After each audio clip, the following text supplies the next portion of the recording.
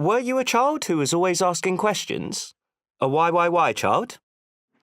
I think I was very much a why not child because although my parents were very liberal and they weren't particularly religious, but they identified very much as Pakistani, Muslim, and it was the 70s and the 80s. And there were things that I wanted to do, and they would just be like, well, you can't do that. And I'd be like, but why not?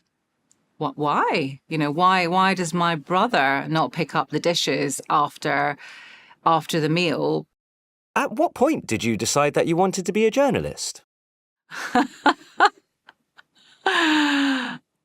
This is going to sound mad, and I don't mean it to sound ungrateful, but I never made a decision that I wanted to be a journalist. I fell into it, and I just kind of found myself floating during the summer holidays after I graduated and thinking, what am I going to do?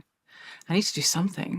They used to advertise for jobs in the paper, in the media sections for a graduate trainee at lots of different places.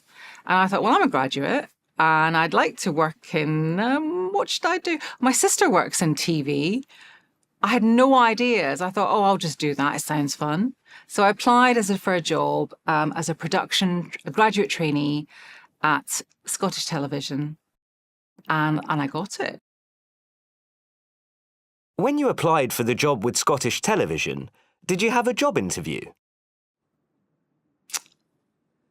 I did have a job interview for my first job, although I don't remember it because it was such a long time ago. But yes, I did have a job interview, and I remember thinking, this is nice. I like this. These are nice people, and they're not trying to trip me up in any way because it's a traineeship. A lot of companies now tend to ask unusual questions in interviews. For example, if you were an animal, what kind of animal would you be? What do you think about questions like that? Obviously, times have changed since I was last interviewed, and I think two things about those questions. Number one, I think they can seem a bit silly,